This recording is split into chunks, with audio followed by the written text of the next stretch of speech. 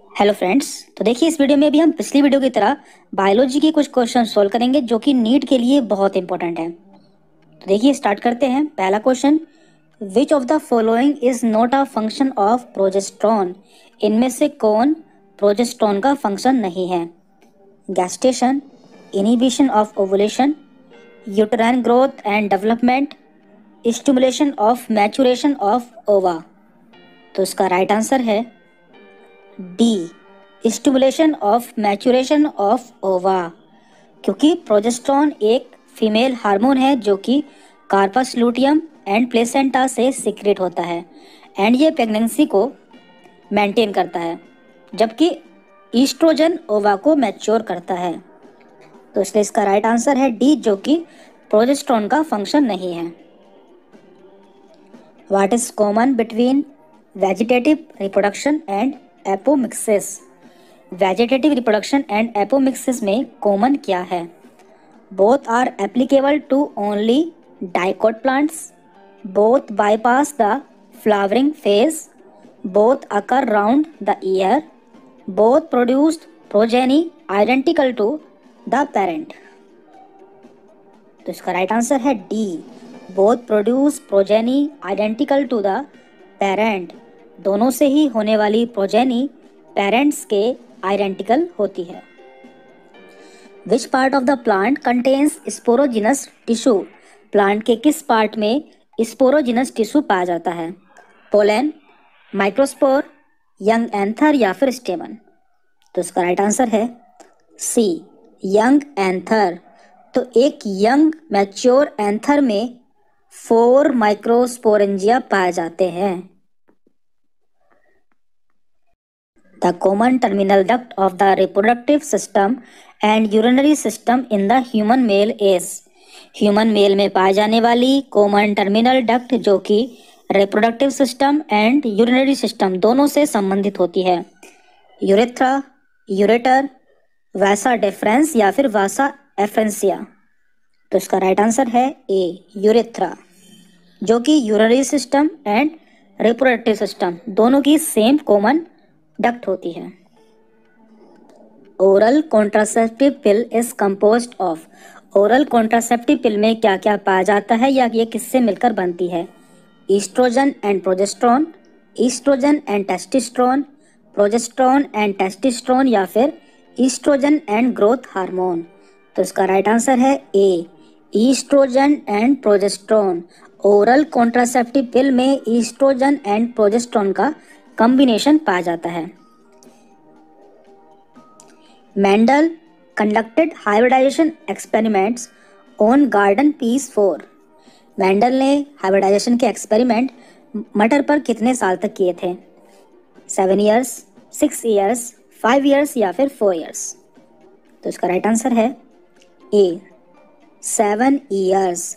Mendel ने अपने experiment garden pea पर 7 साल तक किए थे, जो कि 1856 से 1863 तक, और साथ में मेंडल ने मटर की 7 वैरायटीज को चुना था। तो आपको याद रखना है, 7 साल तक एक्सपेरिमेंट किए थे और 7 ही वैरायटी को मेंडल ने अपने एक्सपेरिमेंट में चुना था। Next question, the structure of E coli chromosomal DNA is? इसका राइट आंसर है A, double standard, right handed and circular. Which compounds were used by Miller in his experiment for obtaining amino acids and other organic substances? Miller ने अपने experiment द्वारा amino acid बनाने के लिए किन compounds का use किया था? तो इसका राइट आंसर है A, ammonia, methane, hydrogen and water vapour, जिसमें इन्होंने एमोनिया, मीथेन एंड हाइड्रोजन को 2:1 के रेशियो में लिया था।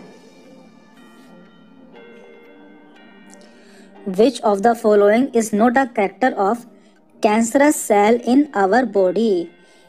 इनमें से कौन सा कैरेक्टर कैंसरस सेल का नहीं है? कॉन्टैक्ट इनहिबिशन, नियोप्लेजिया, मेटास्टेटिस या फिर इनेबिलिटी फॉर डिफ्रेंशिएशन। तो इसका राइट आंसर है ए, कॉन्टैक्ट इनहिबिशन, जो कि कैंसरस सेल में नहीं पाया जाता। ये प्रॉपर्टी नॉर्मल सेल में पाई जाती है। इसके अलावा neoplasia, metastasis and inability for differentiation, ये तीनों प्रॉपर्टीज कैंसरस सेल्स में पाई जाती हैं। Which one of the following species of bees is used for the commercial production of honey?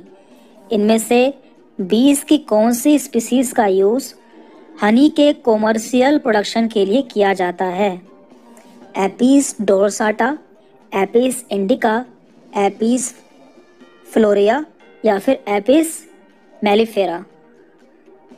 तो इसका राइट आंसर है डी, एपिस मेलिफेरा, जिसका यूज हनी के कॉमर्शियल प्रोडक्शन के लिए किया जाता है।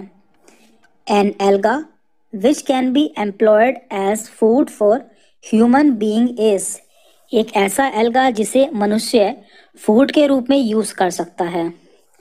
यूलोथ्रिक्स, क्लोरेला, स्पाइरोगायरा या फिर पोलिस्पोनिया। तो इसका राइट आंसर है बी, क्लोरेला, जिसे single cell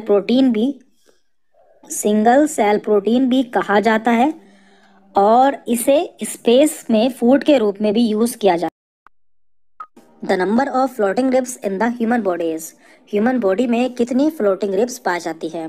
3 pair, 2 pair, 6 pair या फिर 5 पेयर। तो देखिए ह्यूमन में टोटल 12 पेयर रिब्स पाई जाती हैं, जिनमें से पहली 7 पेयर रिब्स को ट्रू रिब्स भी कहते हैं। इसके बाद 8th, 9th and 10th number की रिब्स को फॉल्स रिब्स, एंड लास्ट की 2 पेयर रिब जो कि होती हैं 11th एंड 12th नंबर की, इन्हें कहते हैं फ्लोटिंग रिब्स, क्योंकि ये स्टर्नम से अटैच नहीं होती हैं। इसलिए इसका राइट आंसर होगा B, 2 pairs ribs are floating ribs. When a muscle bend one part upon the other, it is called, जब एक मसल एक पार्ट से दूसरे पार्ट पर बैंड होती है तो उसे कहते हैं एब्डक्टर, रेगुलेटर, एक्सट्रीमर या फिर फ्लेक्सर। तो इसका राइट आंसर है D, flexor. Flexor muscle limb के एक पार्ट को दूसरे पार्ट के ज्वाइंट पर बैंड करती है। इसका एग्जाम्पल है biceps muscle. Total number of bones in the hind limb of a man is, man के हाइंड लिफ में कितनी बोन्स पाई जाती हैं? 24, 30, 14 या फिर 21।